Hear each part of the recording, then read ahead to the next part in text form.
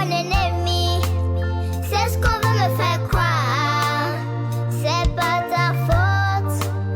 Si on est séparés, tu vis au nord et moi au sud. Tends-moi la main, donnons-leur une leçon à ces politiciens. À ces politiciens.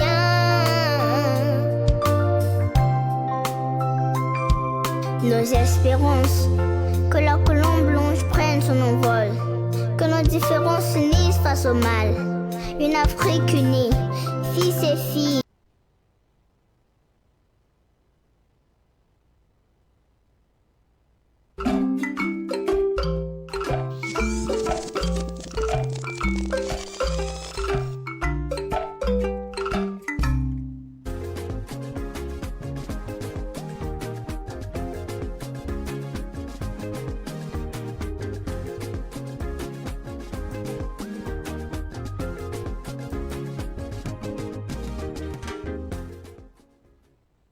C'est un nouveau jour et nous sommes ravis de vous retrouver encore une fois de plus pour vous servir cette émission Bonjour le Faso. Alors bonjour à tous fidèles téléspectateurs de cette émission et merci surtout à ceux qui nous suivent via la page Facebook de Savan TV. Merci à tous les internautes pour vos messages.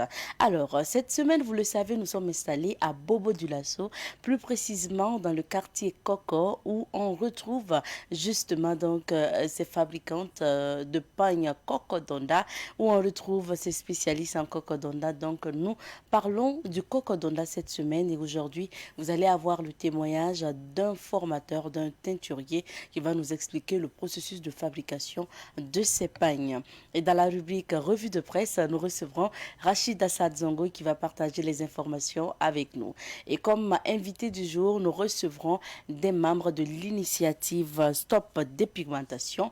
Donc nous recevrons sur ce plateau M. Issaka Ouedraogo qui est le coordonnateur national de l'initiative africaine Stop Dépigmentation et Mme Fatou Nianou, secrétaire chargée du plaidoyer et de la mobilisation des partenaires justement de la même structure. Il faut rappeler que c'est une initiative qui vise à décourager la dépigmentation et surtout sensibiliser sur les conséquences donc liées à la peau, notamment du phénomène de la dépigmentation.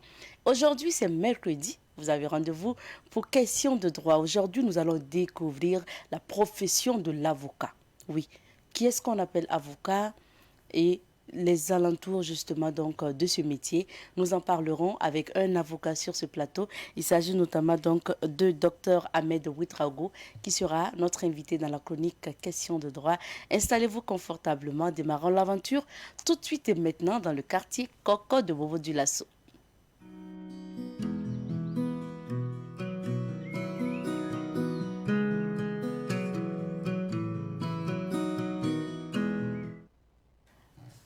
Le Kokodonda ou l'entrée de Koko, c'est justement la traduction littérale de ce nom.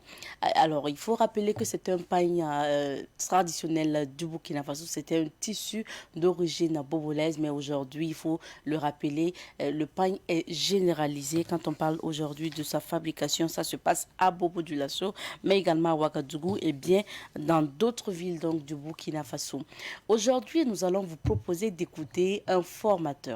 Il est lui un formateur donc en teinture, il est lui-même teinturier et c'est quelqu'un qui a beaucoup voyagé pour apporter justement son savoir-faire un peu partout en Afrique. Il s'agit de monsieur Innocent Somketa Ouedraogo que nous vous invitons à suivre. Il nous parle justement du Kokodonda, du processus de fabrication donc de ce pain Kokodonda.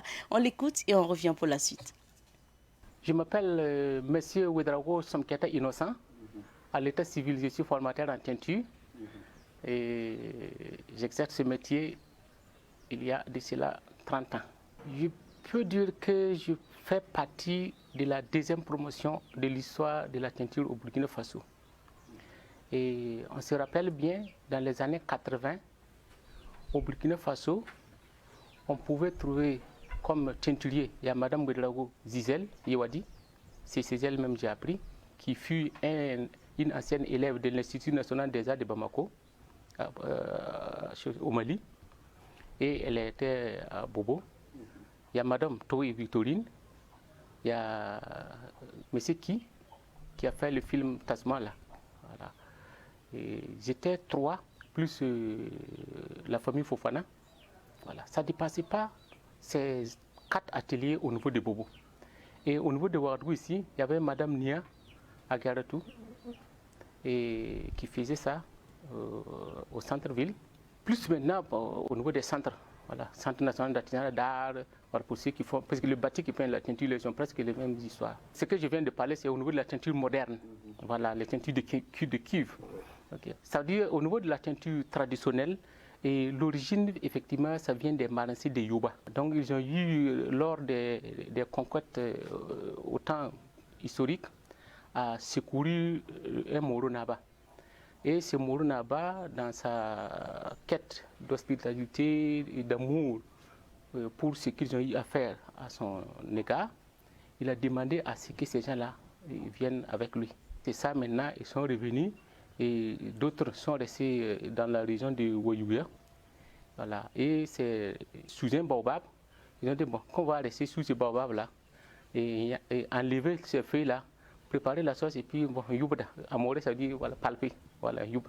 Voilà, donc leur base là, c'est à Yuba.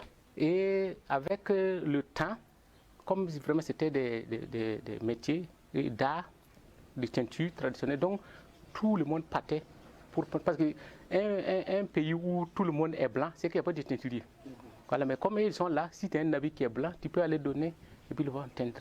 Voilà, donc voilà un peu l'histoire de cette teinture traditionnelle. Les Pafarnam, voilà, c'est eux. Voilà. Et ils ont les choses que, voilà, Garbokno, Tessastara, voilà, si par ensemble, donc ils ont des noms comme ça. Et cette histoire, c'est un manga qui m'a raconté cette histoire il y a longtemps. Voilà, donc c'est teinture traditionnelle là qui faisait ça dans les puits, faisait ça dans les puits, dans les fosses. C'est pas comme aujourd'hui, bon, les gens font la teinture là, dans les assiettes, voilà. Voilà donc un peu l'histoire de cette teinture traditionnelle qu'on appelle indigo. Au niveau de la teinture moderne, et puisque les colorants, au moment où j'apprenais, dans les années 80, ça venait de l'Allemagne. Voilà, il y a une maison qu'on appelait BASF, voilà, c'est eux qui faisaient ces colorants. Et déporter ça au niveau du Mali, je pense que celui qui avait le monopole de couleur, ça vient du Mali. Et du Mali, maintenant, on amène ça au niveau du Burkina Faso. Et les détaillants étaient au niveau du grand marché. Voilà, il y a le basin qui vient de Hollande. Voilà, donc et même l'Allemagne aussi. Et on paye ça aussi, et puis on commence à faire la teinture. Voilà, donc un peu voilà l'origine de cette teinture moderne-là. Et dans ces années 80, voilà, où j'ai un peu côtoyé voilà, les pionniers de cette teinture-là. Au niveau du Burkina, il y a 3 sortes de teintures. Premièrement, il y a l'indigo, ce que les Maranciers font. Et il y a la teinture moderne. Et puis il y a le bourlan. Voilà, on appelle ça bode. En langue peul, bode, voilà. Dans le temps, voilà, bode, voilà. Dans le temps, les gens partent au bord des marigots là, après avoir trempé le jus de plante là, ce qu'on appelle le boulot d'Afrique Sierra là. On met le tissu dans ça et on part creuser au bord des marigots là, la boule, on enterre la bille là-bas. Le lendemain, on part enlever, on rince. Si tu veux que ce soit foncé, tu peux répéter plusieurs fois. Ça devient noir. Et on prend, on coupe, et puis on met des courriers là-bas, et on appelle ça body. Donc c'est une technique de teinture. Donc il y a ça, et puis la teinture moderne. Voilà. Alors pour ce qui concerne la teinture, par exemple, traditionnelle, là c'est les fosses qu'on connaît, là, les puits là. Voilà. Donc, et puis les jarres, juste pour enlever, et puis rincer, et puis frotter, et puis taper, et puis retremper. Là-bas, il n'y a pas trop de complications. Voilà. Au niveau de la teinture traditionnelle bourlan, il faut par exemple des jarres pour mouiller l'argile, hein, ce qu'on appelle bolagala, l'argile. Pour fermenter ça, on peut ajouter un peu le son du mil pour la fermentation. Donc il faut des jarres et puis bon, quelques bassines seulement pour rincer les habits que tu vas tremper. Okay. Au niveau de la teinture moderne, là aussi c'est presque la même chose. Il faut au moins 2 bassines et puis 3 seaux pour le minimum quoi. Voilà, pour des tissus avec quelques fourneaux pour chauffer, voilà, soit la bougie que tu veux faire ou bien d'autres modèles que tu veux faire. Donc le matériel n'est pas trop compliqué. Avec des tables pour mettre les tampons, voilà, avec des fils pour attacher et puis voilà. Sur la place du marché, comme je disais, ce sont des produits importés. Alors, vous avez par exemple le jaune est déjà prêt, le rouge est déjà prêt, le violet est déjà prêt. Tous les mélanges de couleurs possibles, c'est là. Et puis vous partez payer, il y en a pour 250, 500, 1000 francs, 2000, voilà, 15 000 francs le kilo. Là maintenant, vous payez. Et puis maintenant, il y a 3 façons de fabriquer ça. Voilà. C'est-à-dire vous utilisez soit les mordants, voilà, avec les couleurs, là, vous mélangez les mordants là, avec l'eau chaude. Et puis maintenant, une fois que vous avez le bain, par exemple, si vous prenez la soude caustique et puis l'hydrosulfite, plus la couleur jaune ou bleue, c'est 3 là, plus l'eau. Quand vous mélangez, ça donne une couleur. Et quand vous prenez votre habit tout blanc, vous trempez dedans. Quand vous faites sortir, ça donne la couleur. C'est simple comme ça. À l'instant, vous écoutiez le témoignage de M. Somketa Innocent Ouedraogo, formateur en teinture. Et il faut le rappeler, c'est 30 ans d'expérience dans la teinture. Et puis, bien sûr, il fabrique le paille Kokodonda, puisqu'il est teinturier, raison pour laquelle nous lui avons tendu notre micro. Nous disons merci d'ailleurs à Abdoulaye Kinda qui a rencontré M. Ouedraogo pour nous. Pour la suite de cette émission, nous allons faire le tour de l'actualité nationale et internationale.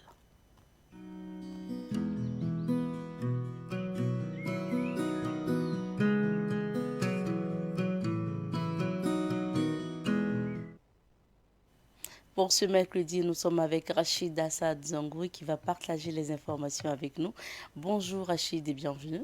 Merci Abdelta, bien le bonjour à toi, bonjour à vous qui nous suivez et encore bonne fête du 8 mars ou sinon pour la journée internationale de la femme. À toi et également à toutes les femmes qui nous suivent. Merci à toi Rachid, c'est gentil. Alors, nous découvrons les unes à présent. Merci. Alors, le premier journal qui nous entretient pour sa une, c'est Le Quotidien. À sa une, on peut lire Paix et cohésion sociale au Burkina. Safiatou Lopez demande la libération du président Kaboré et le retour de tous les exilés politiques. Autre sujet, autre titre pour ce qui est du journal Le Quotidien du jour. Rita Sawadogo, présidente du mouvement célébrant le 8 mars autrement, confie, je cite, « Pendant que nous faisons l'exhibition à Ouaga, à moins de 100 km de là, des femmes sont en détresse. » Pour lire l'entièreté de l'article, la page 8 vous invite. Autre sujet, défis sécuritaires et sanitaires, des stratégies pour une meilleure protection des femmes. Premier conseil des ministres du gouvernement de la transition, nous avons pris l'engagement de travailler à soulager les souffrances des populations et à restaurer le pays. Ce sont les propos d'Albert Ouedraogo, le premier ministre de la transition du Burkina Faso. C'était le dernier titre pour ce qui est du journal Le Quotidien. L'observateur Palga, quant à lui, nous entretient sur la durée de la transition et confie l'Union européenne garantit son soutien au Burkina. Et puis 8 mars, Hélène Kaboré, une perle rare dans la bijouterie.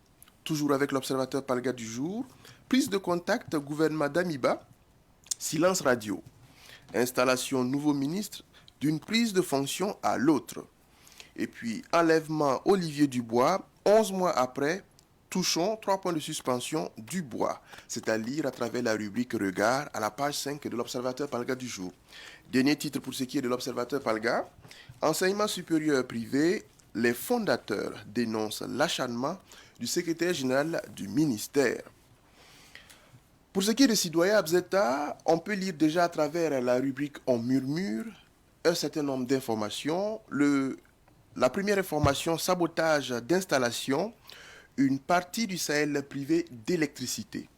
Et puis, Sakouensé, Koudgou, vivement le tracé des bandes blanches.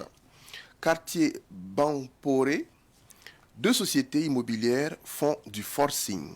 Journée internationale du 8 mars, un pays ne peut pas évoluer sans la femme. Propos de Célestine Ouezin Koulibaly. Et puis, j'ai une pensée particulière pour les milliers de femmes, personnes déplacées internes, donc les PDI. Propos du président du Faso, Paul-Henri Damiba. Rentrée gouvernementale, le chef de l'État appelle à la loyauté et à l'intégrité.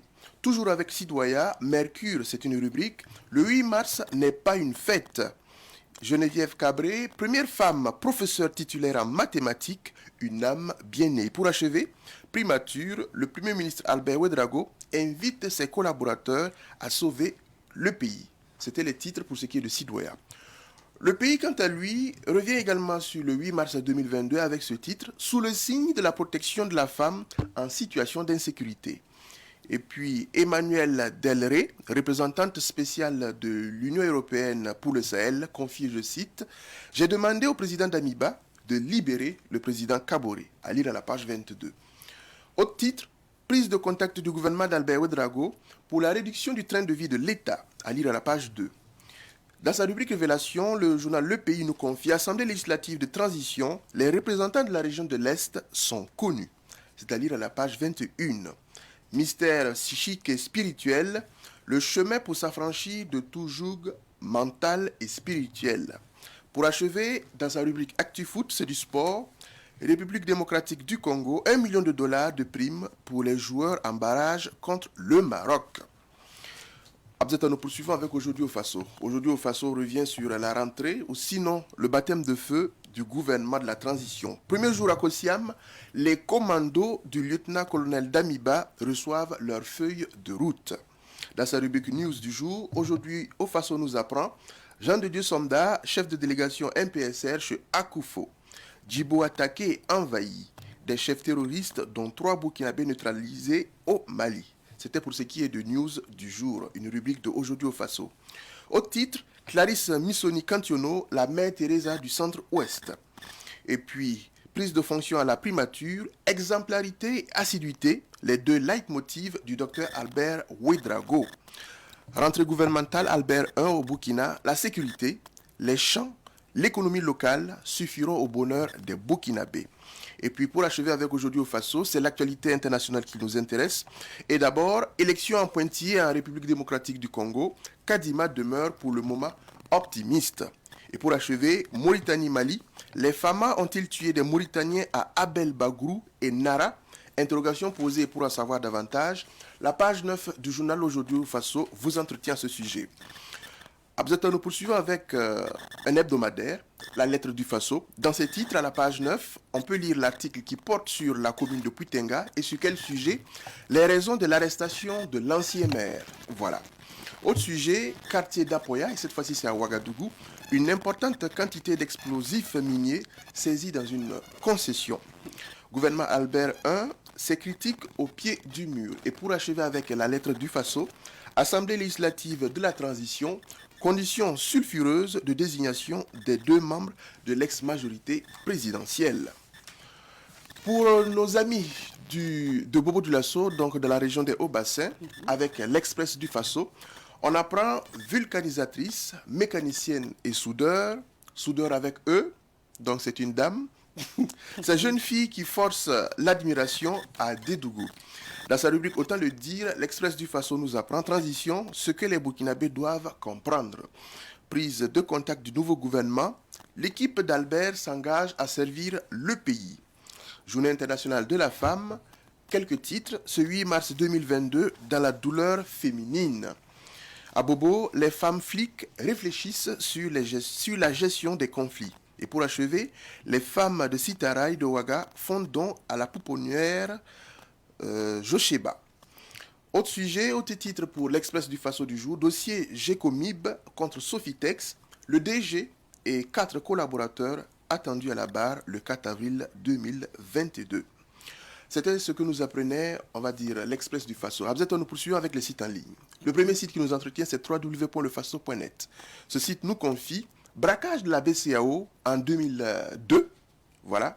Béatrice Sanon, policière à l'origine de l'arrestation de Sia Popo Prosper, n'a pas été décorée. Voilà. C'est un zoom que le site a fait sur, on va dire, ce personnage-là, qui a joué un rôle important dans l'arrestation de Sia Popo Prosper, qui a été incriminé dans le braquage de la BCAO en 2002.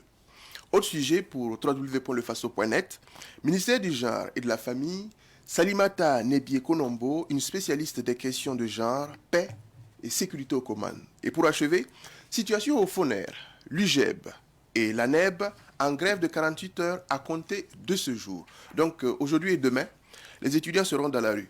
Pour ce qui est de www.info4.net, on apprend que dans le San Matenga, destruction de pylônes de télécommunications.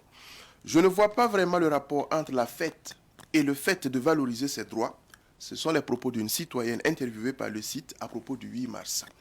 Journée internationale de la femme, le message du président du Faso, à lire en intégralité sur www.foa4.net. Insécurité au Burkina, le nombre d'établissements fermés passe de 3405 à 3683 à la date du 28 février 2022. Pour achever avec www.foa4.net, Covid-19 au Burkina Faso, 2 190 834 Burkinabés vaccinés à la date du 5 mars 2022. Je ne sais pas si Abzeta s'est fait vacciner. On poursuit. Et cette fois-ci, c'est l'actualité hors de nos frontières, mais toujours sur le continent africain. Et pour commencer, en Guinée, on apprend que 2 hommes d'affaires guinéens ont été accusés par les États-Unis de financer le Hezbollah. Au Bénin, une Sud-Africaine a arrêté en possession de 40 kg d'héroïne à l'aéroport international de Cotonou. En Ouganda, le fils aîné de Museveni annonce sa retraite militaire. En Mauritanie, enquête sur la mort d'au moins une quinzaine de Mauritaniens à la frontière malienne. Et justement, au Mali, on apprend que l'armée française a tué un haut cadre algérien d'Al-Qaïda. Au Cameroun, grève des enseignants, Paul Biya cède et autorise le déblocage de plus de 2 milliards de francs CFA. Au Kenya, 16 suspects arrêtés après l'agression sexuelle d'une automobiliste à Nairobi, la capitale. Au Nigeria, on apprend que Abuja interdit le recrutement de mercenaires sur son territoire pour l'Ukraine. Voilà. Au Tchad, dans la capitale Djamena, on apprend que 2000 Tchadiens ont manifesté en faveur de la junte au pouvoir, également de la France. Au Soudan, tir de lacrymogène sur les manifestants anti-putsch. C'était hier. Et pour achever en Libye, nous apprenons que la production de pétrole a repris sur le site d'Al-Sharara. Abzeta, voilà ce que l'on pouvait lire comme actualité, à la fois pour les sites en ligne, hors de nos frontières, mais également pour la presse écrite. Merci pour ce tour donc, de l'actualité nationale et internationale. Et nous revenons sur quelques sujets. Le premier, pour commencer, nous nous intéressons à la commémoration de la Journée mondiale de la femme. C'était hier. Alors, Rachid, qu'est-ce qu'on peut dire sur cette journée? Je pense que la question devait être mieux adressée à Abzeta que moi. Ben, je vais tenter en tout cas de revenir sur quelques faits assez marquants de cette journée-là que l'on a pu recenser à la fois pour la presse, mais aussi de ce que mes yeux ont pu constater. Voilà. Et déjà pour ce qui est de la presse, on a pu déjà savoir que c'est véritablement dans la sobriété que cette 165e journée internationale de la femme, des droits de la femme, voilà, a été célébrée.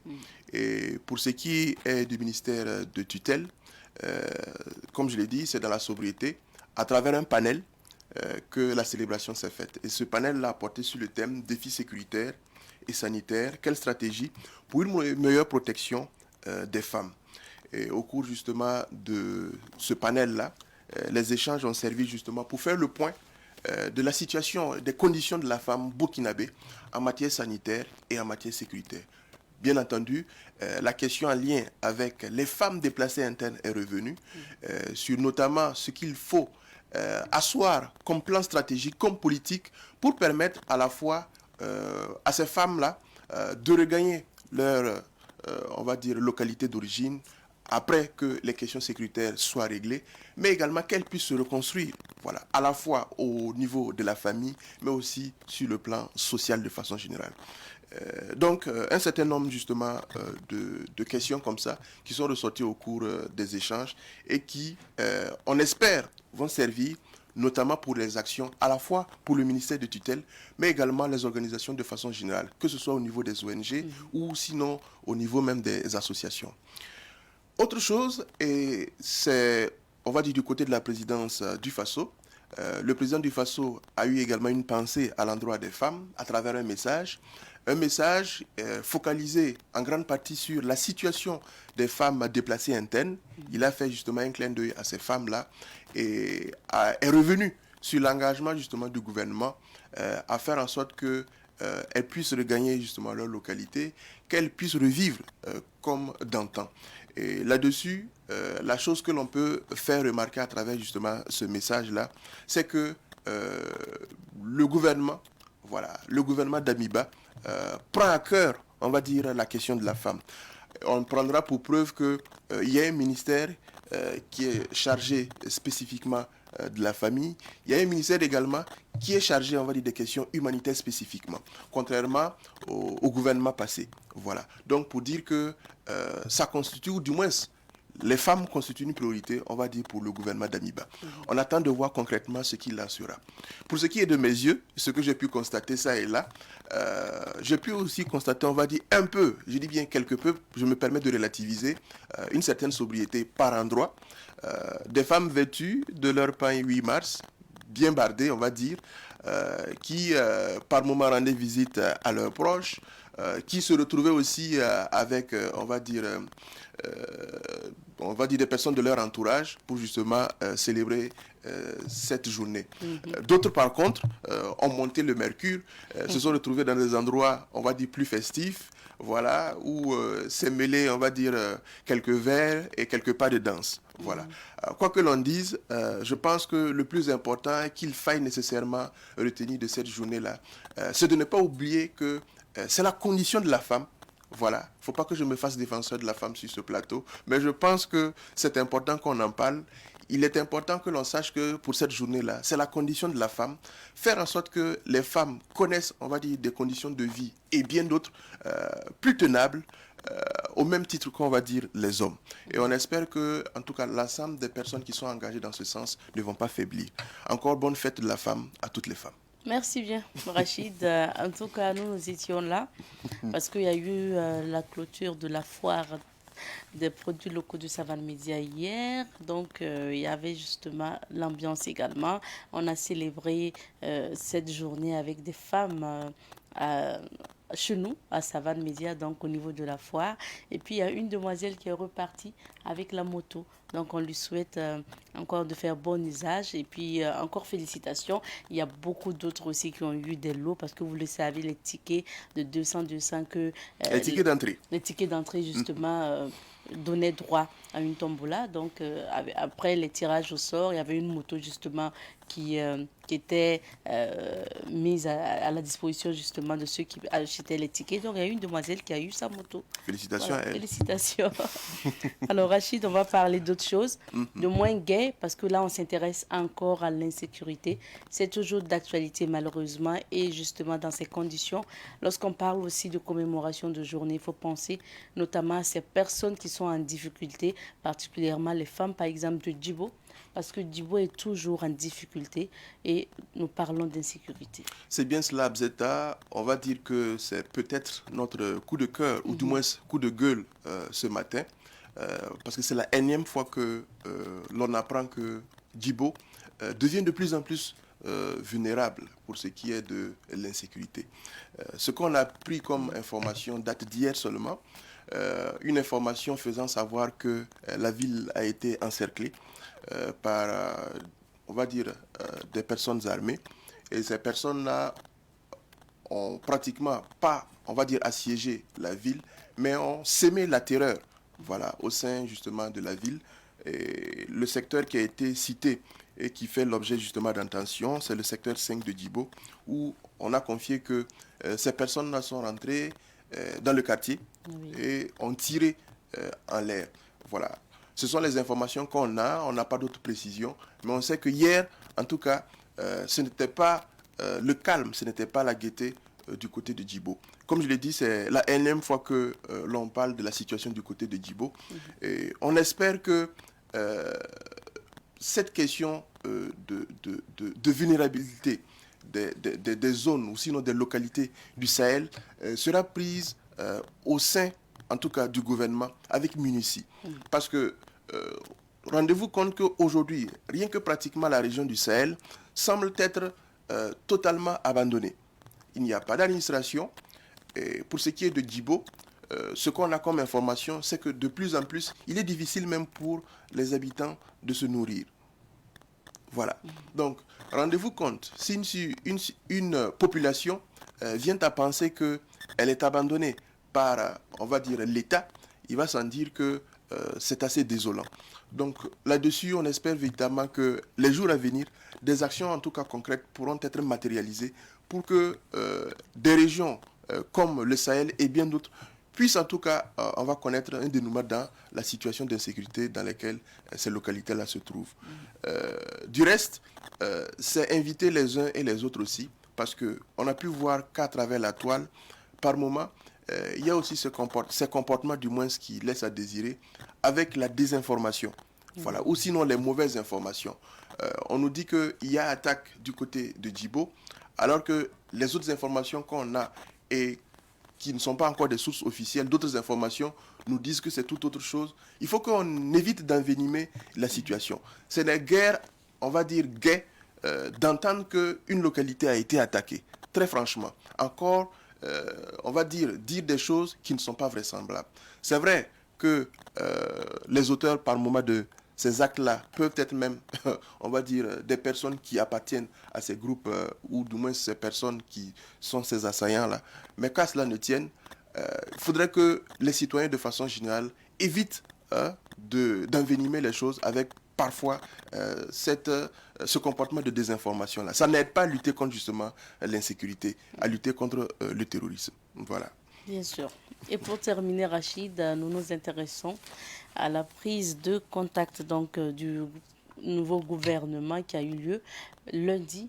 Mais ce qu'on a pu relever, c'est qu'aucun ministre n'a voulu parler à la presse. Tout à fait. Bon, je n'ai pas été sur place, mais en tout cas de ce qu'on a appris comme retour de notre reporter, notre confrère reporter sur place, qui a été sur place, à la personne d'Issa Oumaratier, c'était justement ce scénario-là. Après la prise de contact et également la photo, il était difficile pour les confrères et consoeurs reporters d'avoir un mot d'un ministre. Voilà, n'importe quel ministre soit-il.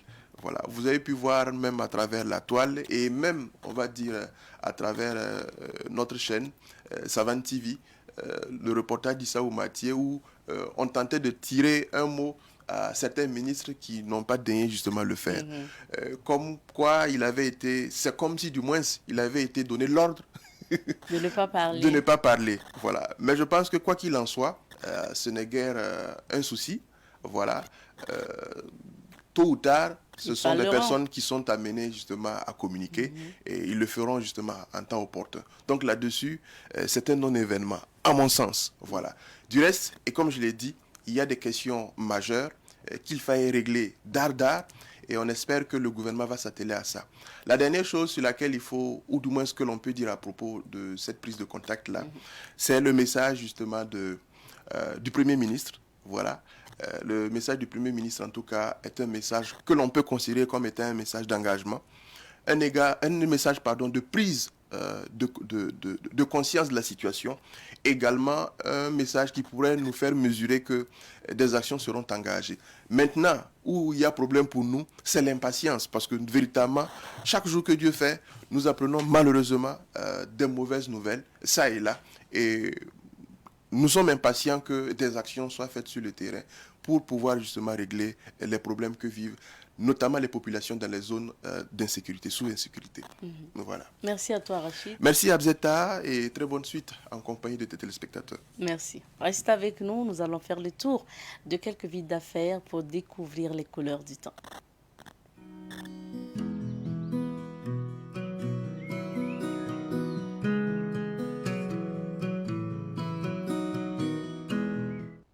La société IP+ vous offre la météo des affaires.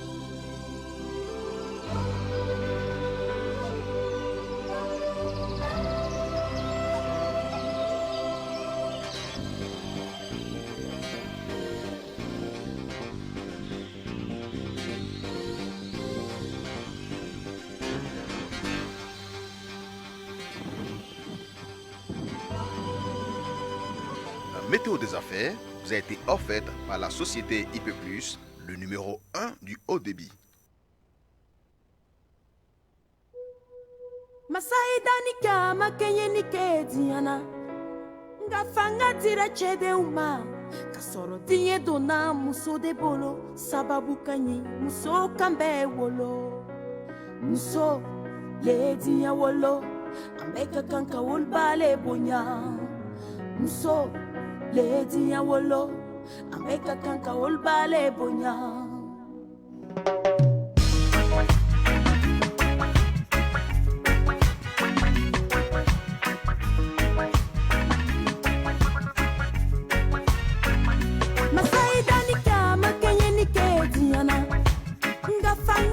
Chede uma kasoro dinye dona muso de bolo sababu kanyi muso kambe wolo aga parla de maramba yang toda ne waure yupaga kamala todo na chelanda moda nyamba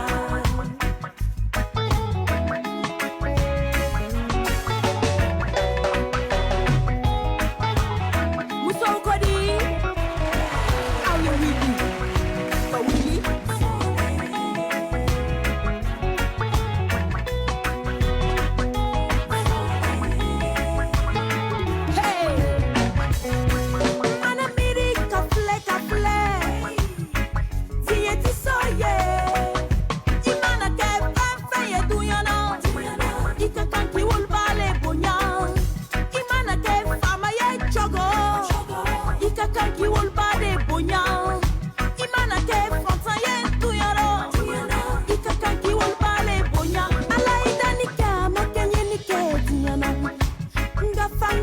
chede uma kasoro dinye dona muso de bolo sababu kani muso kambe wolo muso le dinya wolo ambeka kanka wolbare bonya muso le dinya wolo ambeka kanka wolbare bonya.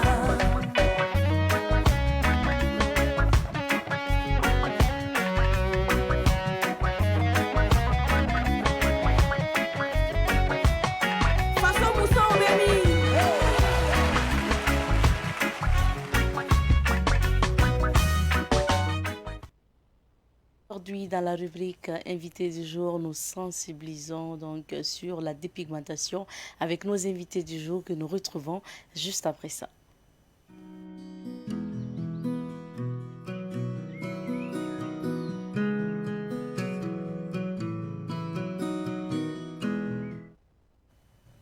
Et nous recevons pour vous M. Issaka Ouedraogo. Il est le coordonnateur national de l'initiative africaine Stop Dépigmentation. Bonjour à vous. Bonjour Madame Nikema. Merci d'être sur notre plateau. Merci bien. Également sur ce plateau, Madame Fatou Ignanou, le secrétaire chargé du plaidoyer et de la mobilisation des partenaires, donc de la même structure. Bonjour. Bonjour Madame Nikema. Bienvenue sur notre plateau. Merci bien. Alors, merci à tous les deux d'être là. Hier, c'était le 8 mars, donc journée mondiale de la femme. Donc, je donne la parole à Madame Nianou pour commencer. Quel est le message que vous avez à passer à l'endroit, notamment des femmes qui nous suivent? Ok, et c'est souhaiter vraiment bonne fête aux femmes. C'est vrai que ça s'est passé hier, mais on dit souvent tout le mois de mars, c'est le mois de la femme. Et donc, bonne fête à toutes les femmes. Merci. Monsieur Ouedraogo, vous voulez dire quelque chose aux femmes? Oui, bon, c'est d'abord profiter pour dire merci à vous pour le travail d'émancipation que vous menez tous les jours, le travail d'information. Souhaiter aussi bonne célébration de la journée des droits de la femme. Et comme elle a si bien dit, le mois de mars est dédié aux femmes du Burkina et du monde entier. Merci bien. Maintenant, on va parler de votre initiative. Il s'agit notamment de l'initiative africaine Stop Dépigmentation. Pour commencer, qu'est-ce qui a motivé la création d'une telle initiative? Il faudrait dire que l'initiative est venue du fait qu'il y a eu plusieurs constats. C'est-à-dire que personnellement, moi j'ai vu une femme décéder des complications de la pratique de dépigmentation. Donc cela m'a beaucoup touché. J'ai commencé aussi à passer le message sur les réseaux sociaux. Il s'est trouvé que d'autres personnes aussi étaient dans le même élan, d'autres étaient aussi touchées par la pratique de la dépigmentation. C'est ainsi que nous nous sommes dit pourquoi ne pas créer une association. Donc c'est comme ça que des volontés se sont rencontrées sur le réseau social Facebook et nous avons créé l'association pour montrer la pratique de la dépigmentation, ses conséquences et sensibiliser les populations et les inviter à abandonner la pratique. Voilà. Les inviter à abandonner la pratique. Oui. Alors, Madame Magnanou, pourquoi vous décidez justement de vous joindre à cette initiative? Je rappelle que vous êtes journaliste donc, de profession, vous êtes chez nos confrères de RMO. Oui. Qu'est-ce qui vous a motivé à vous joindre à l'initiative? Et comme il le disait, c'est un problème en fait de santé. Et quand on regarde les femmes, quand on pratique la dépigmentation, pour la plupart en tout cas, il y a des complications. Et comme il a dit, la complication la plus sévère, voilà, ça va entraîner un peu, ça va aller vers la mort. Mais il y a également des complications, en tout cas en termes de maladie. Ça fait plus de tort en fait que de bien, cette pratique. Voilà, et donc pour ça, nous avions dit, nous nous associons à ce combat-là, en tout cas pour sensibiliser nos sœurs à abandonner cette pratique. Abandonner cette pratique. Nous allons revenir sur les conséquences après. Alors, Monsieur Ouedraogo, Stop Dépigmentation poursuit quel objectif et quelles sont vos missions? Oui, l'initiative africaine Stop Nous allons vous demander d'hausser plus la voix. Ok, l'initiative africaine Stop Dépigmentation a pour objectif de lutter contre exclusivement la dépigmentation et la promotion de la santé de la femme. Et lorsque nous parlons de la lutte contre la dépigmentation, c'est faire des plaidoyers à travers le Burkina Faso, rencontrer les autorités étatiques et religieuses, leur montrer quel est le problème de la dépigmentation au Burkina Faso. C'est vrai qu'on va revenir encore sur les chiffres, la propagation à travers le pays, et voilà les objectifs comme ça. Et les objectifs spécifiques, c'est de lutter aussi contre des maladies qui sont en lien avec la femme, telles que le cancer du sein, telles que la lutte contre l'excision. Voilà autant de maladies qui touchent la femme. Et à long terme, c'est de pouvoir quitter l'association, créer une ONG qui va pouvoir prendre en charge les femmes qui souffrent de la dépigmentation. Et nous le disons très haut, souvent ce qui peut encore l'être dans le cas de la dépigmentation. Vous parlez aujourd'hui d'initiatives africaines. Alors, est-ce que vous envisagez aussi sortir hors du Burkina à travers cette initiative? Oui, l'objectif c'est d'aller plus loin.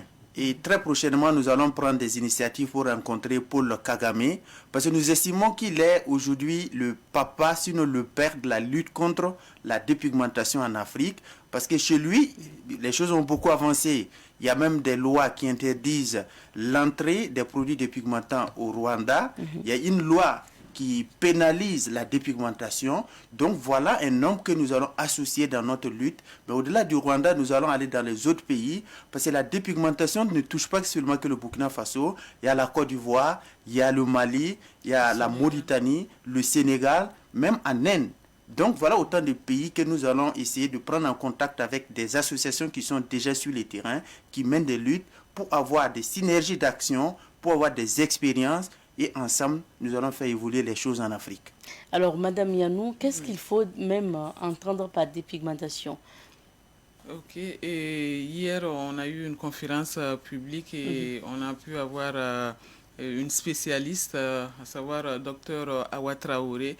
Et la définition, en tout cas au niveau de la santé par rapport à la dépigmentation, c'est l'usage en fait de produits qui enlèvent une couche de la peau qui est en fait le pigment. Tout à fait. Pour rendre plus clair, oui. Forcément. Oui, tout à fait. C'est pour éclaircir la peau. Pour éclaircir la peau. Maintenant, vous qui vous intéressez à cette question, quel est l'état des lieux de la dépigmentation au Burkina Faso? L'état des lieux de la dépigmentation au Burkina Faso est très alarmant. Il faut dire qu'aujourd'hui, sur l'ensemble du territoire, 50% des femmes pratiquent la dépigmentation. À Bobo, nous tournons autour de 67% des femmes, avec des cas de complications très graves. Nous avons à Wayugia, je pense que si ma mémoire est bonne, nous tournons autour de 35 ou plus. Hein? Oui. Voilà. Mais nous pourrons revenir encore. Mais c'est pour dire que dans l'ensemble, la situation est alarmante. Et ce qu'on ne nous dit pas le plus souvent, c'est qu'il y a beaucoup de femmes qui meurent sur l'étape d'accouchement des complications de la pratique de la dépigmentation. Il y a beaucoup de femmes aujourd'hui qui souffrent de cancer de sein et de cancer peut-être dans l'ensemble de son corps, suite à des complications de la pratique de la dépigmentation. Donc, il faut le dire haut et fort, il faut que nos autorités s'élèvent et travaillent, sinon nous allons droit vers le mur. Alors, très souvent, Madame Yanou, qu'est-ce qui cause la dépigmentation? Qu'est-ce qui amène une femme aujourd'hui à décider de se dépigmenter ou d'aller vers la dépigmentation? Et les causes sont nombreuses au niveau des motivations, en tout cas pour aller vers la dépigmentation, mais les causes majeures, c'est surtout, on va dire quoi, la séduction et puis un problème, on va dire un complexe en fait. Voilà, et quand on prend la dépigmentation, ce n'est pas un phénomène qui a commencé aujourd'hui. C'est vraiment depuis le temps de la colonisation, le fait qu'on est dans les mentalités et dit aux gens que le noir, voilà, c'est tout ce qui est mauvais, tout ce qui est diable et autres. Et donc ça, c'est un peu le complexe en fait que les gens ont.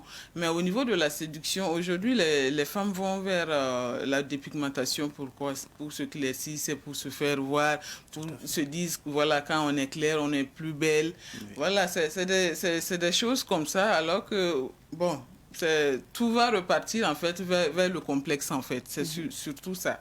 Pourquoi quand on a une peau noire, on va être complexé, on va se dire, voilà, on n'est pas belle parce qu'on a une peau noire. Tout va partir en fait du complexe qu'on a par rapport à notre peau. Le complexe. Oui. Alors, Monsieur Ouedraogo, nous, on a eu à réaliser un micro-trottoir ici pour une de nos émissions sur la dépigmentation, justement. Et j'avoue qu'il y a des femmes qui nous ont confié que c'est leur mari qui leur demande donc de se dépigmenter. Et il y a une même qui a dit que bon, elle pense pas pouvoir arrêter la dépigmentation parce que pour elle, la dépigmentation, avoir une peau claire va permettre justement à être plus attirante donc vis-à-vis des hommes. Donc automatiquement, la plupart disaient que c'est à cause des hommes qu'on se dépigmente. Oui, c'est vrai, mais moi je pense que comme elle a si bien dit, ça relève vraiment d'un complexe. Et ce complexe ne date pas d'aujourd'hui. Et le mimétisme de teint date depuis l'époque des pharaons. Et depuis aussi l'époque coloniale, où on a tellement traumatisé l'homme noir de faire en sorte que tout ce qui se présente comme noir est synonyme de deuil. Vous voyez, quand on a un deuil en Afrique, on porte du noir. Et quand c'est quelque chose pour signifier que c'est beau, on porte le blanc. Donc les gens ont gardé ça dans leur tête, de sorte qu'aujourd'hui, on pense que tout ce qui est blanc, eh bien, et parallèlement, quand une femme est claire, on pense qu'elle est meilleure par rapport à une femme de teint noir. Donc, tout cela se résume, comme elle a si bien, c'est un complexe, c'est l'ignorance. Et nous le disons très haut à l'initiative africaine Stop Dépigmentation, nous ne sommes pas contre les femmes de teint clair. Vous êtes de teint clair naturel, elles aussi. Si on est né de teint clair naturel, il n'y a pas de problème. Donc, c'est inviter en même temps les hommes. Si vous voulez épouser des femmes de teint clair, mais choisissez des femmes de teint clair naturel. Là, ça va vous épargner de beaucoup de problèmes. Parce que lorsque nous allons aborder les conséquences, on va voir que c'est pas facile. C'est justement. Ouais. Allons-y alors aux conséquences, parce que c'est ça aussi, c'est un phénomène aujourd'hui qui est là, mais le problème c'est que les conséquences sont énormes, M. Ouedraogo. Oui, les conséquences, il faut dire que les conséquences sont très nombreuses. Et d'abord, sur le plan de la santé, quelqu'un qui se dépigmente la peau peut avoir des vergetures. La personne peut avoir le cancer. La personne peut avoir des maladies qu'on ne pourrait même pas qualifier. Et le plus souvent, vous voyez, il y a des gens, quand ils sont malades, ils vont aller faire des examens. Le plus souvent, on n'arrive même pas à diagnostiquer le mal. Tout cela, c'est dû en partie à la pratique de la dépigmentation. Et sur le plan social, ce qu'il faut dire, quand quelqu'un se dépigmente, la personne va traîner des odeurs nauséabondes et cela va déranger l'entourage.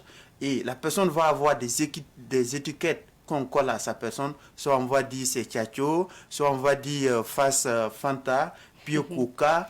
Voilà. Beaucoup de choses comme ça. C'est un peu ces images qui passent à l'antenne. Vous voyez que de l'autre côté, on voit c'est du Coca. Un peu là, on voit c'est Fanta. Donc, dès que la personne arrive dans un milieu, les regards sont rivés sur la personne. Et cela met la personne très mal. Et parce que entre nous, quand vous arrivez dans un coin et que vous êtes mal regardé, ça vous met très mal à l'aise. Et quand on sent pas bien, on dégage vraiment des odeurs qui mettent très mal à l'aise son entourage. Vous voyez qu'on n'est pas socialement, on n'est pas bien vu. Oui. Et l'extrême, hein, vous avez parlé par exemple de la mort notamment. L'extrême, c'est la mort. L'extrême, c'est vraiment la mort. Et si vous voyez quelqu'un mourir d'un cancer, je vous avoue que même si on vous donne des produits dépigmentants et qu'on va vous payer même à 500 000 francs le jour, vous allez refuser. Parce que la mort qui découle d'un cancer, c'est une mort atroce. Et moi, j'ai vu une dame mourir et cela m'a touché jusqu'à aujourd'hui. Et je vous avoue également qu'il y a une dame qui était infirmière, qui a fait des révélations et qu'on a publié sur notre page Facebook. Elle dit qu'elle était infirmière, c'était son début. Et il y a une femme qui était dans un état de dépigmentation très aggravé. Et on l'a transférée dans l'aire poste sanitaire. Et elle était chargée de prendre en charge de cette dame-là. La peau était pratiquement décomposée. Et lorsqu'on touchait, elle me dit que c'était pratiquement comme de la bouillie. Elles ont tout fait et cette dame est décédée. Et elle a eu un choc psychologique, de sorte qu'elle a traîné pendant 6 ans et ne pouvait même plus travailler. Elle était obligée de démissionner de la fonction publique du côté de la santé pour aujourd'hui se consacrer à des activités, voilà, elle-même elle s'est débrouillée comme ça de la vie. Elle a quitté la santé complètement. Vous voyez. C'est un choc. Hein. C'est un choc. Oui. Et on passe sous silence le coût souvent de ces produits. Oui. Parce qu'il y a des gens qui vont jusqu'à acheter cher ces produits. C'est quelque chose quand même dans le budget de la femme. Oui, bien sûr. Et l'une des conséquences à ajouter aux questions de santé, questions sociales, c'est bien sûr les questions économiques. Parce que c'est vrai, bon, ceux qui sont peut-être au niveau bas vont utiliser des pommades, des trucs. Mais il y a certaines, en fait, qui vont jusqu'à faire des injections, qui vont aller prendre, en tout cas, des comprimés. Ça a un coût. Ça a un coût dans le budget, alors qu'on aurait pu utiliser, par exemple, ces frais-là pour autre chose. On ne peut pas comprendre qu'on prenne de l'argent, en fait, pour aller dégrader sa santé, pour aller acheter des maladies. Vraiment, il y a un travail à faire pour amener ces femmes-là à comprendre que la dépigmentation, il faut arrêter. Il faut arrêter, mais l'autre aspect qu'il est bien de souligner aujourd'hui, la dépigmentation aujourd'hui ne touche pas que les femmes. Il y a aujourd'hui des hommes qui sont dans la dépigmentation. Oui, c'est vrai que les hommes aussi sont rentrés dans la danse malheureusement, mais ça touche le plus souvent l'Afrique centrale et puis les pays côtiers. Mais il faut dire que la proportion de la dépigmentation chez les hommes n'est pas tellement élevée, même spécifiquement au Burkina Faso. Quand vous voyez un homme burkinabé qui se dépigmente, il faut dire que soit la personne a vécu ailleurs avant de venir au pays, sinon, on ne trouvera pas vraiment un Burkinabé né au Burkinabé, grandi au Burkina, c'est dépigmenté.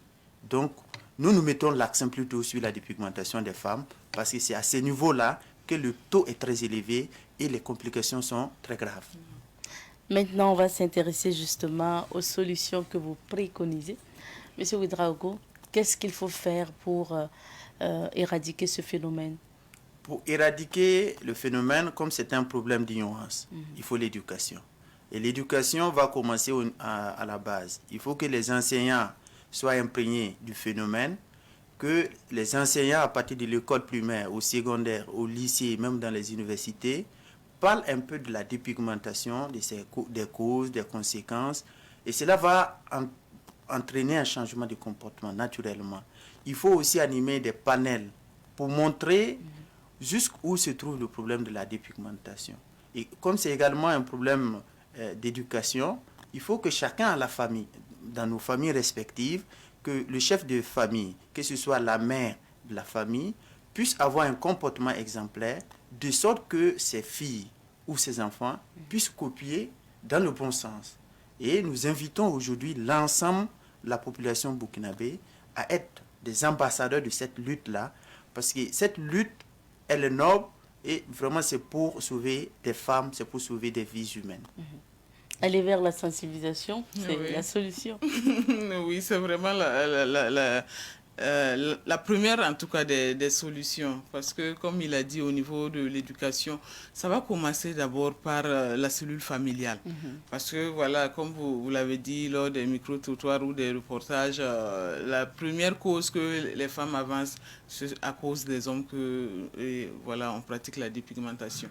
Donc, le combat va commencer d'abord par les hommes.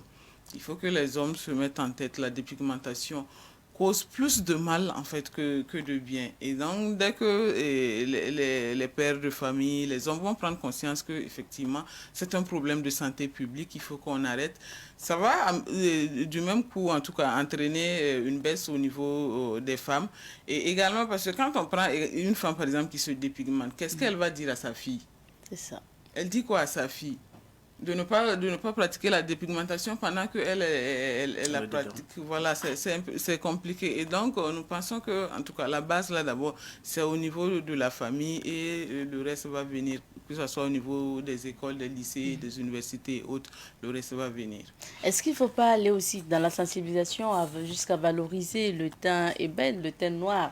Parce qu'il faut le dire aussi à ces personnes-là qui ont ce teint-là, ben oui, mais chère dame, vous êtes belle avec ce teint. C'est un teint qui parle. Moi, souvent, je vois vraiment des personnes, des femmes de teint noir, mais vraiment avec un joli teint noir. Et moi, je ne me gêne pas à dire vraiment, vous avez un très joli teint noir. Oui, on peut être noir et très belle d'ailleurs. C'est naturel, comme on le dit. Donc, est-ce qu'il ne faut pas aller aussi jusqu'à valoriser le teint ébène? Oui, c'est vrai. Nous sommes d'accord avec vous, Madame Nikiema. C'est pourquoi nous proclamons ou nous nous engageons vers la discrimination positive. Nous souhaiterons par exemple que s'il y a des invités qui doivent passer sur votre plateau, que vous puissiez dire, si vous êtes dépigmenté, vous ne pouvez pas passer sur mon plateau. Cela va peut-être... voyez, ce sont des sensibilisations. Ce sont des sensibilisations. C'est noté. Donc, nous allons faire des plaidoyers au niveau des patrons de médias pour qu'à leur niveau, que le combat aussi puisse commencer. Qu'on ne fasse pas la promotion des personnes dépigmentées sur nos chaînes de télé. Ça, c'est une forme de lutte aussi. Et au-delà de ça aussi, c'est de pouvoir demander à nos autorités de voter par exemple des lois de répression. Parce que les Africains et spécifiquement aussi les Burkinabés ont des oreilles quand même dures. Il faut pouvoir interdire l'entrée des produits dépigmentants sur le sol burkinabé. Il faut faire en sorte que de plus en plus, on puisse même considérer la dépigmentation comme étant un délit. Et si on pénalise ces personnes qui vont traîner des odeurs pour déranger l'entourage, on pourrait les interdire, soit l'entrée dans ces lieux ou spécifiquement les convoquer, comme ce qui se fait au Rwanda. Ah oui, il faut aller plus loin. Il faut aller plus loin. Maintenant, on va s'intéresser à votre activité hier. Vous avez organisé justement une conférence publique sur le thème de la dépigmentation notamment. Et comment ça s'est passé et à quoi du moins a consisté cette activité? Je laisse Madame Yanou répondre. Okay. Et la conférence a porté sur l'état des lieux en fait, de la problématique au niveau du Burkina Faso et également quelles pouvaient être les perspectives comme nous venons de l'aborder. Et cette conférence, il faut dire qu'elle était vraiment édifiante parce que les chiffres en fait parlent.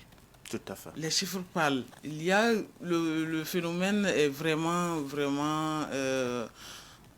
aggravé au niveau du Burkina Faso. Quand on prend la dépigmentation, ça fait le troisième problème de santé publique après le paludisme et les maladies respiratoires.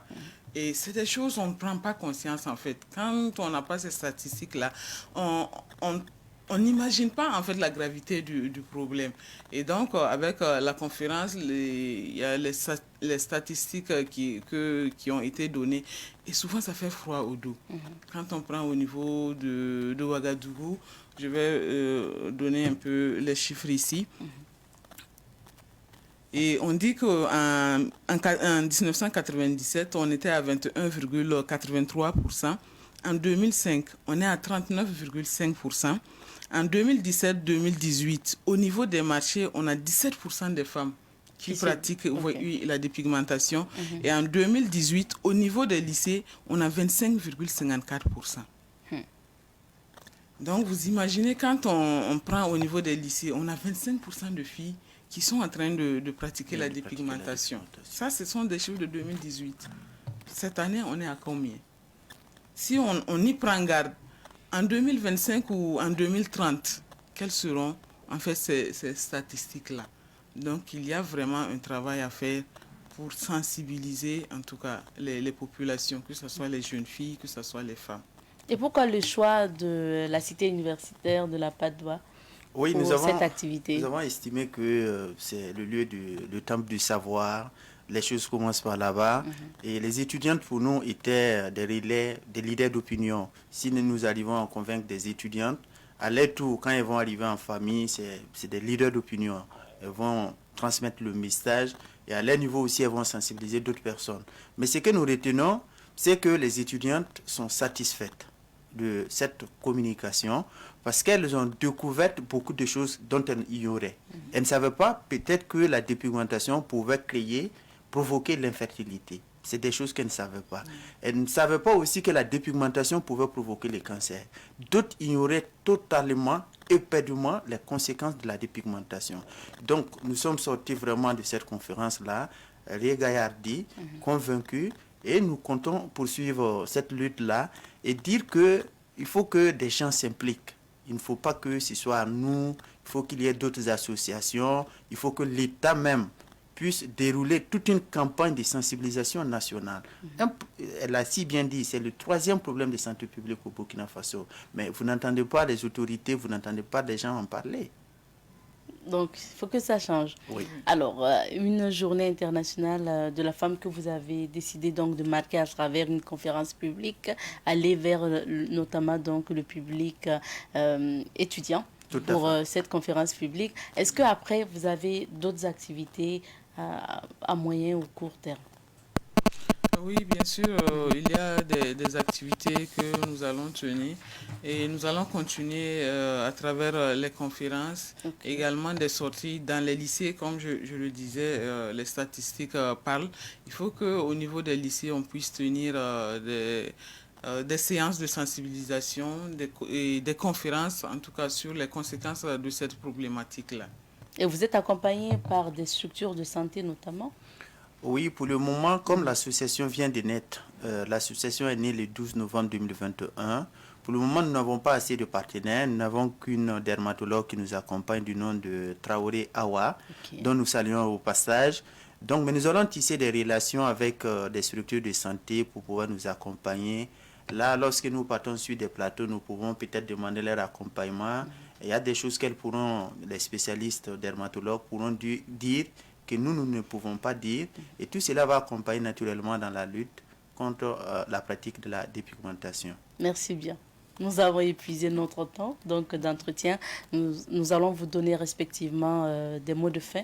Je commence par Madame Yanou. Ok, vraiment merci de nous avoir donné l'opportunité en tout cas de passer sur votre plateau, pouvoir attirer l'attention en tout cas de l'opinion publique sur cette problématique qui est un problème de santé publique. Et c'est vraiment d'interpeller nos sœurs, nos filles, nos mamans à vraiment prendre conscience que la dépigmentation ne crée que des conséquences. Et les conséquences sont énormes, on l'a dit sur ce plateau. Et ce sont les maladies, ce sont les cancers, c'est l'infertilité, c'est l'obésité, assez de problèmes en fait que la dépigmentation crée. Et donc nous leur demandons vraiment de prendre conscience de la situation et de pouvoir arrêter en tout cas cette pratique-là. Monsieur Ouedraogo? Elle a tout dit. Moi, je vais terminer tout simplement en disant que la seule façon de vivre libre et digne, c'est de vivre africain, comme nous disait Thomas Sankara, à bas la dépigmentation au Burkina et en Afrique. Merci à vous. Merci à tous les deux d'être passés. Alors, que vous soyez clair ou noir, tant que c'est naturel, c'est beau et c'est mieux, tout simplement.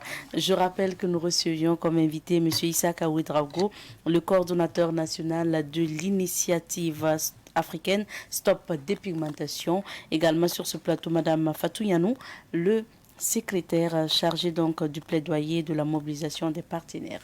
C'est ici qu'on va s'arrêter pour notre entretien de ce jour.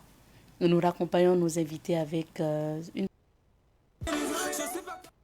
Nous sommes mercredi et vous le savez, chaque mercredi, vous avez rendez-vous avec l'association Juristes sans frontières pour questions de droit, virgule, et on revient.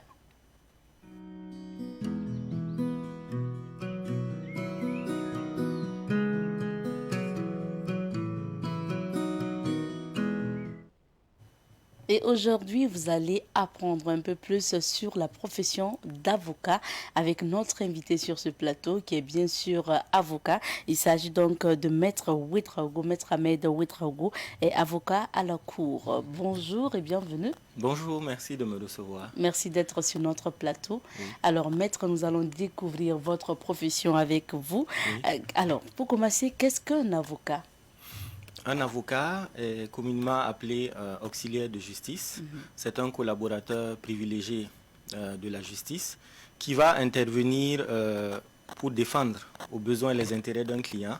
Et cette défense-là ne se passe pas systématiquement devant les juridictions, mais il peut aussi lui prodiguer des conseils ou l'accompagner dans son activité professionnelle. Voilà un peu... Maintenant, en termes clairs et terre à terre, Oui. ça veut dire que l'avocat, c'est celui qui défend. Si, il défend des causes. Qui défend des causes. Voilà. Qui sont soumises à... Lorsqu'il est sollicité, il va défendre en fonction des faits qui lui sont présentés. D'accord. Voilà.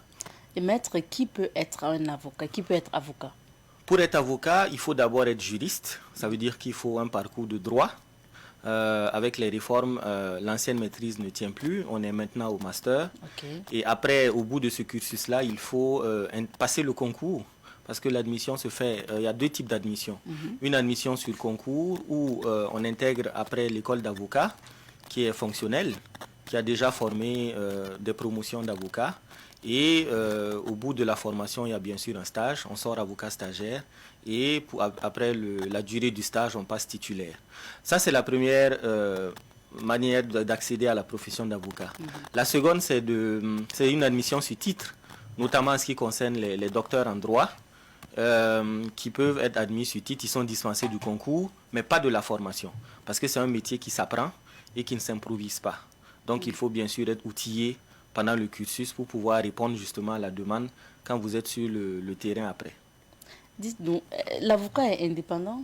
Il est très indépendant. C'est d'ailleurs l'un des principes essentiels de l'exercice de la profession, parce que s'il ne l'est pas, il est bien sûr, il peut être sujet à des conflits d'intérêts, et lorsqu'il est sujet à des conflits d'intérêts, manifestement, il ne peut pas aller au bout de sa mission comme on l'attend de lui.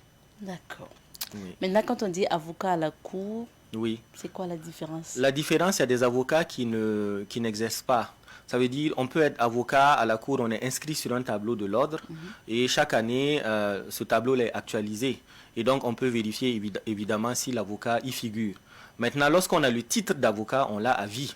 Donc, lorsque l'avocat fait autre chose, il a le titre d'avocat, mais il n'est plus à la cour. Ça veut dire qu'il n'exerce plus auprès d'une juridiction. D'accord. Il exerce... Il fait autre chose, mais il a le titre d'avocat, mais il n'est pas à la cour. C'est ça. Voilà. Comme aujourd'hui, on retrouve souvent des avocats qui sont dans la politique. C'est vrai. Ok. Maître Ouedraogo, est-ce que dans une affaire, l'avocat est-il obligé de gagner toujours cette affaire? Évidemment, en tant qu'avocat, lorsqu'on perd une affaire, on est un peu triste personnellement parce que c'est du temps et de l'énergie. Mais pour répondre directement à votre question, l'avocat n'est pas obligé. Ça veut dire qu'on gagne en fonction des faits. On gagne aussi en fonction de l'adversaire qu'on a en face. Parce qu'il y a des parties aussi qui vont prendre un avocat. Et donc, on est confronté à un confrère. C'est plus structuré, mais c'est plus difficile.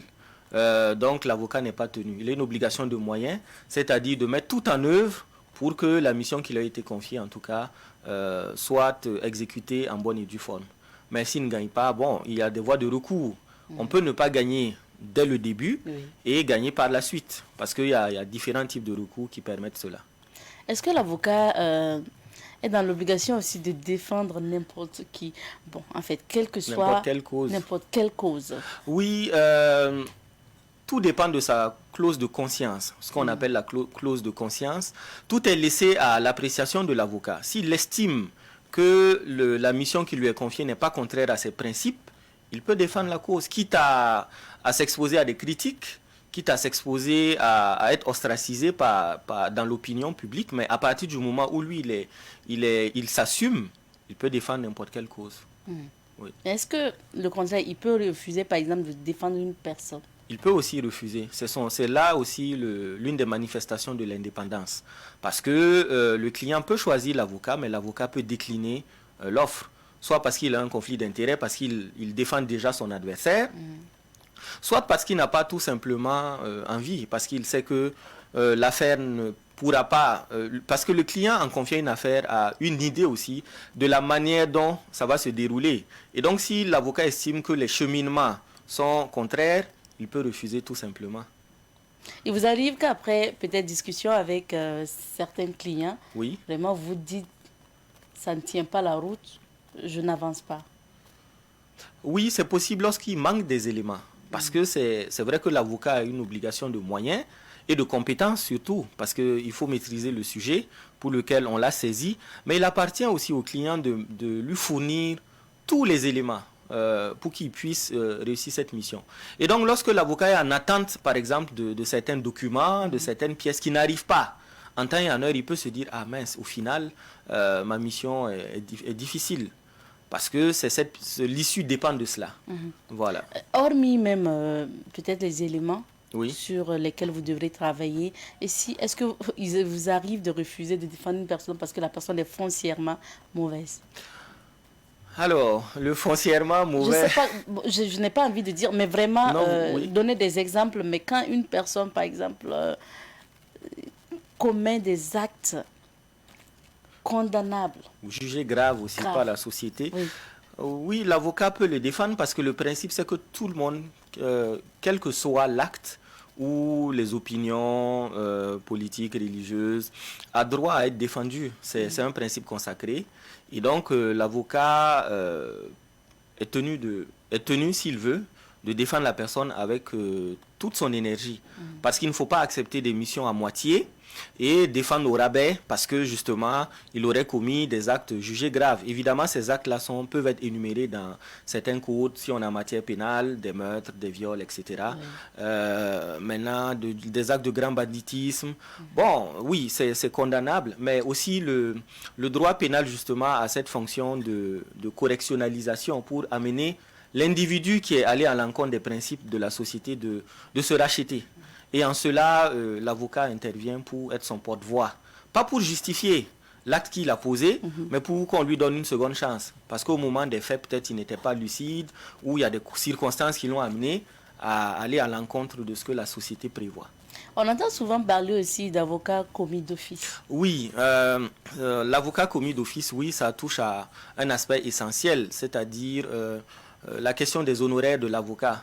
Parce que beaucoup de citoyens ne peuvent pas prendre en charge les honoraires qu'on leur présente, les factures, pour parler en français facile, puisque les services de l'avocat ne sont pas gratuits. Donc, lorsque certains ne peuvent pas, l'État a mis en place un mécanisme, un fonds, qui va se charger d'écrire à l'ordre des avocats pour qu'on désigne un avocat qui sera d'accord commis d'office et qui va prendre en charge la mission gratuitement. Ça veut dire que les premiers actes seront posés de façon bénévole et en fin de mission, maintenant, il sera rémunéré à un tarif convenu, quoi. Mais quand vous avez des affaires comme ça, est-ce que vous vous mettez au sérieux pour travailler, pour défendre les clients? On est obligé de se mettre au sérieux. Maître Ouedraogo. Oui. Alors, dites-nous, est-ce que quelque part, quelqu'un aussi, une personne peut porter plainte contre un avocat? Oui, tout à fait. Et ça, ce n'est plus extraordinaire. Ça arrive malheureusement. L'avocat est avant tout un individu vivant en société. Donc, lorsqu'il pose des actes qui ne sont pas liés à sa profession, bien entendu, il peut être poursuivi comme tout le monde. Il faut juste informer le bâtonnier de l'ordre des avocats, mais son avis, s'il émet un avis contraire ou pas, ça n'empêche pas les poursuites. Maintenant, lorsque on est en matière professionnelle, donc l'avocat doit souscrire à ce qu'on appelle une responsabilité civile professionnelle contre les risques dans l'exercice de sa profession. Donc, lorsqu'un client est mécontent, ben, il peut saisir l'ordre des avocats au besoin pour expliquer ce qui n'a pas fonctionné avec son avocat et trouver une solution. Oui. Par exemple, vous payez les services d'un avocat qui, bien sûr, vous attendez satisfaction. Oui. Donc, qui, par moment, vous vous rendez compte que dans le traitement de votre dossier, il y a une certaine lenteur ou peut-être de manque de volonté. Est-ce que vous avez la possibilité de vous plaindre juste? Si. Moi, par rapport à cette question, l'aspect qui ressort le plus, je pense que c'est un défaut de communication entre l'avocat ou certains avocats et certains de leurs clients. Parce que le temps de la justice est différent des attentes du client. Et donc, les procédures sont très rigoureuses. Et donc, parfois, je reconnais, nous ne prenons pas la peine d'expliquer aux clients que ça peut prendre du temps, qu'il y a des blocages à certains niveaux, etc. Et donc, certains peuvent ne pas être compréhensifs. Mais lorsque c'est lié délibérément à la volonté de l'avocat qui ne pose aucun acte matériel pour résoudre l'affaire ou qui, après avoir reçu des honoraires, n'a pas exécuté la mission qui lui est confiée, évidemment, il y a des canaux de plainte. C'est ce que je disais, il faut saisir l'ordre des avocats et qui va interpeller l'avocat et lui demander de s'expliquer.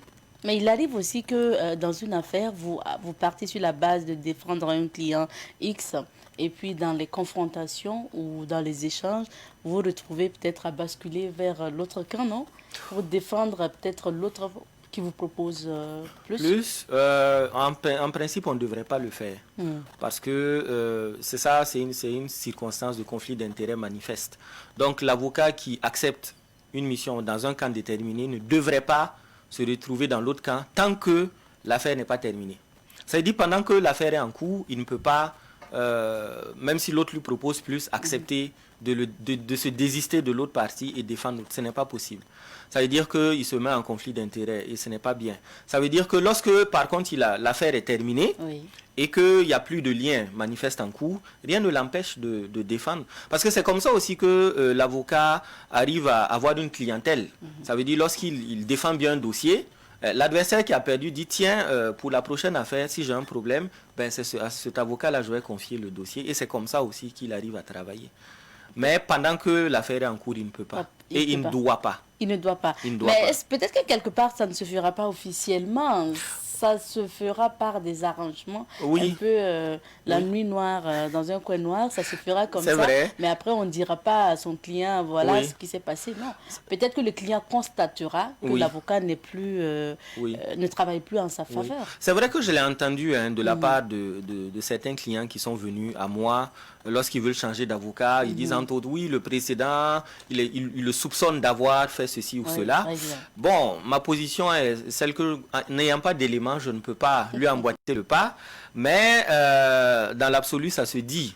Maintenant, je n'ai pas connaissance de cas particuliers, mais évidemment, on devrait éviter ce genre de pratique parce qu'il suffit qu'un le fasse et évidemment, c'est toute la profession qui prend un coup ou qui est accusée de le faire.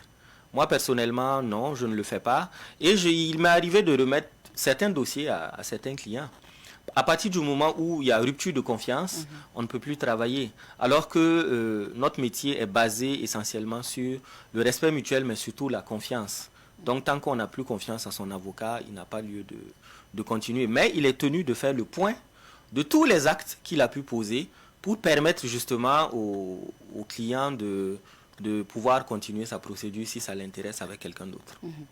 Maintenant, on va s'intéresser aux frais, parce que vous avez parlé notamment donc, de vos honoraires. C'est ça. Combien peut coûter les services d'un avocat dans une affaire? Tout dépend de l'assiette du litige. Je sais que nous avons un barème indicatif. Ah oui. Oui, il y a un barème indicatif pour le type d'affaires, qu'on soit en matière civile, en matière administrative, en matière pénale. Comme son nom l'indique, il est indicatif. Ça ne veut pas dire que les honoraires doivent systématiquement être ceux qui sont indiqués dans ce dit barème, mais servent de référentiel. Parce que vous savez, c'est une profession aussi où on parle beaucoup de la dignité de l'avocat. L'avocat qui défend un dossier ou une cause ou qui conseille ou assiste ou représente une personne, quand même doit être dans les conditions de dignité pour pouvoir le faire. Parce que nous vivons de cela, comme on le dit, communément chez nous. Donc, il y a des barèmes. Mais après, en fonction de la difficulté de la mission, il y a des types de tarification aussi. On peut facturer au temps passé, on peut facturer, il y a plusieurs manières de facturer dans un dossier. Oui, j'attends le barème en fait. Ah, vous voulez que je donne les prix? Oui, on peut avoir une idée justement. Oui, une idée des prix. Bon, je ne sais pas si je peux donner ça un barème indicatif, comme je l'ai dit. Oui. Mais pour solliciter les services d'un avocat, par exemple en matière de flagrant délit, bon, on ne sera pas quand même en deçà de 300 000 francs CFA, par exemple. Flagrant délit. Ça veut dire en matière pénale, en matière correctionnelle. Vous avez surpris quelqu'un qui ah non, lorsque l'infraction est commise et qu'on veut poursuivre immédiatement et qu'on doit le présenter dans un délai relativement court, c'est-à-dire 2 semaines devant une juridiction pour qu'il soit jugé dans un délai de 2 mois par la suite, nous sommes en matière de flagrant délit.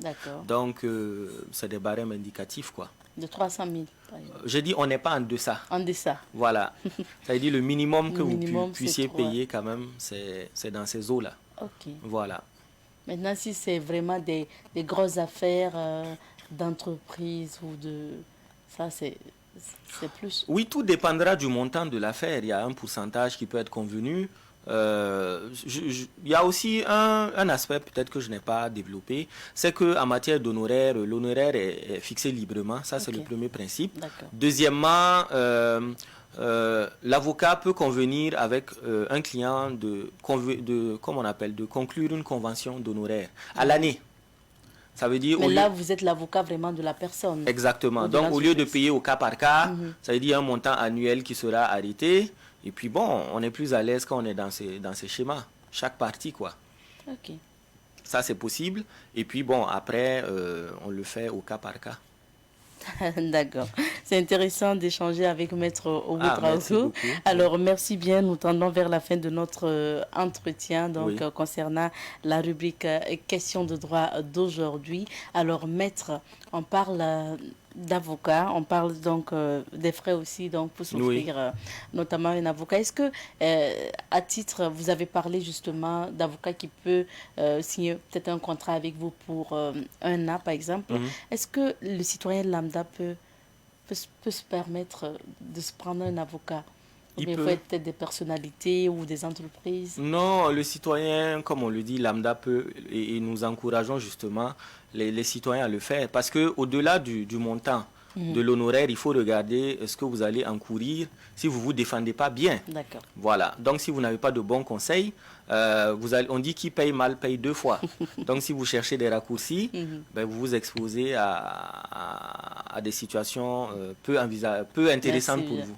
Donc, on encourage les citoyens à franchir le pas et à ne pas se limiter au montant de l'honoraire ou à prendre l'honoraire comme obstacle pour aller vers l'avocat. Merci à vous. Maître Ahmed Ouédraogo est avocat à la Cour et nous nous intéressions aujourd'hui donc à la profession d'avocat dans la rubrique questions de droit. Et c'est ici qu'on s'arrête pour aujourd'hui. C'est ici aussi qu'on dit au revoir aux téléspectateurs de Bonjour le Faso. Merci à vous de votre fidélité et cuisse.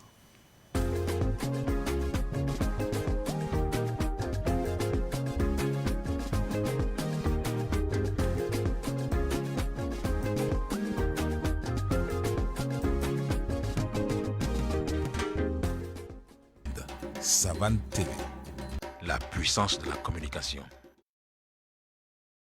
Au cœur de la savane africaine, un média est